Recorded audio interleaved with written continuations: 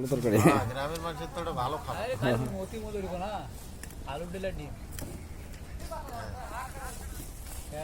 নাস্তা খাইছেন ভাই? হ্যাঁ মনে করো ওটা বাড়ি তোমার?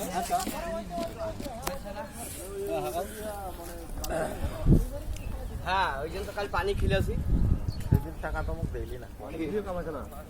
না এই জন্য ভ্যান একবেলা কাটা মানে ওই মালটা নিজের মতো দেখানো। আমার তো 4 কিলো উঠেছে না, বাকিগুলো কি এটা উঠানোর পর? ক্লিয়ার করে মাটি টাটি ফেলে দিয়ে তারপর তুলে দেবো।